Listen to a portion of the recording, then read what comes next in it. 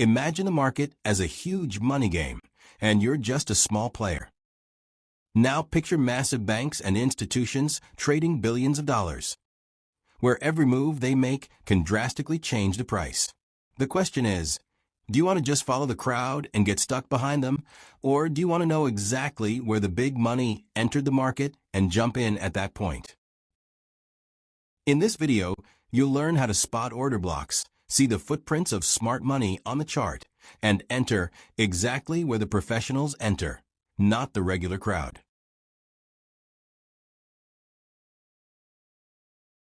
Welcome to a new section of the Smart Money Concepts course. In this video, we're diving into one of the most important concepts in Smart Money Concepts, the order block. An order block is basically the point where large financial institutions, like banks and investment funds, place their heavy orders in the market. In simple terms, an order block is a sign of where the big money decided to enter or exit the market. But before we get into the details, like how to identify order blocks, their types, or how to trade from them, we first need to understand why this structure exists in the first place. Markets like Forex, crypto, or any financial market are not controlled by retail traders like us. The big market movements are created by the decisions and transactions of large institutions, banks, hedge funds, and high liquidity players. That's why in Smart Money Concepts we always say, the market is moved by smart money, not by people.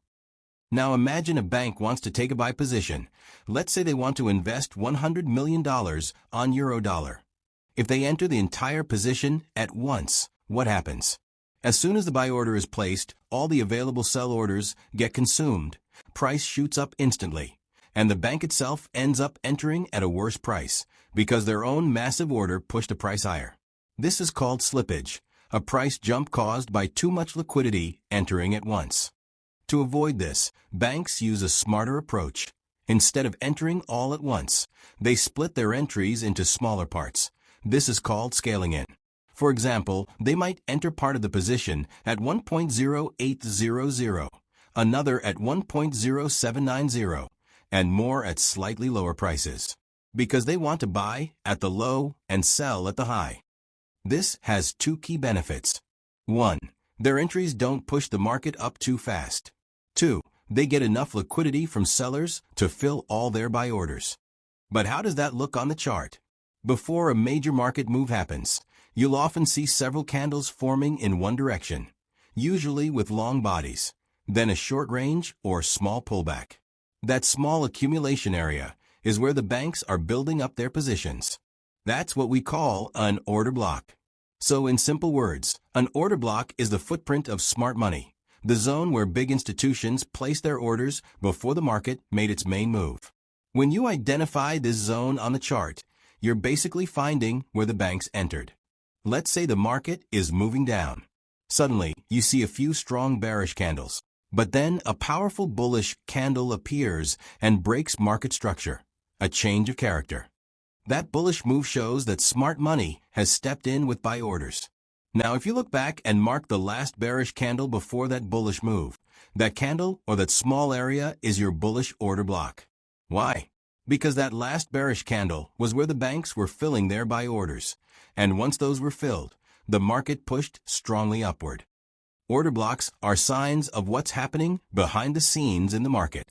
Every time the market pauses or consolidates before a strong move, it's likely that institutions are accumulating or distributing orders in that zone. When the big move happens, that area becomes a key support or resistance zone for the future, because that's where the big players still have open interest or want to re-enter. That's why the market often returns to the order block to fill the remaining institutional orders. This is exactly why professional smart money traders always look for order blocks. They want to enter where the banks enter, not where the crowd does. So far we understand what an order block is and why it forms. But not every block you see on the chart is valid. Only a few of them are worth attention and trading. To determine if an order block is valid, we must check a few key criteria. 1. Creation of break of structure or change of character. Every valid order block must lead to a break of structure or a change of character. The price must move strongly enough to break or change the previous market structure. If no break of structure or change of character occurs, that block is just an insignificant price range. 2. Unmitigated. Blocks that the market has not yet revisited or tested are stronger. There's still a lot of liquidity left in them, and when price returns, a strong reaction is more likely. 3. Presence of a fair value gap. If a fair value gap forms after the order block, it gains more validity. This shows that price moved strongly from that area and price has likely not returned to balance yet. 4. Reaction or touch on higher timeframe order block. You should look for a lower timeframe order block after price interacts with a higher timeframe order block, either for a reaction to the higher timeframe zone or for a break of the higher timeframe zone. Summary. A valid order block should cause a break of structure or change of character, be unmitigated, be accompanied by a fair value gap, form due to reaction or break of a higher timeframe order block. All right, let's look at a few chart examples. To open a position or enter the market, the first thing that needs to happen is that price must tap into a higher timeframe zone. That's the first condition for a valid order block. In this example, price has tapped into a zone on the 15-minute time frame.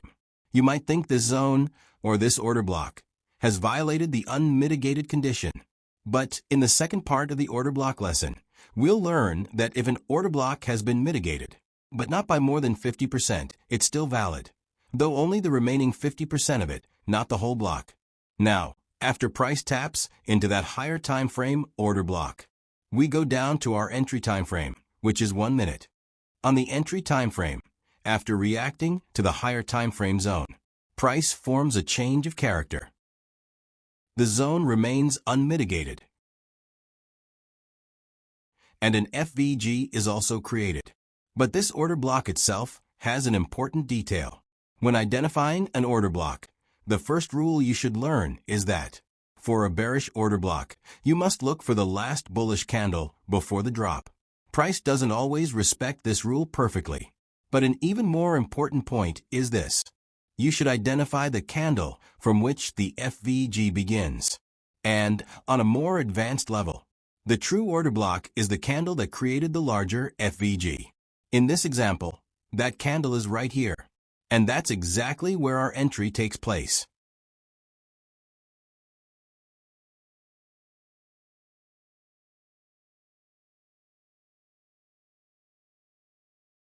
In the next example, we have a 5-minute zone that has been broken.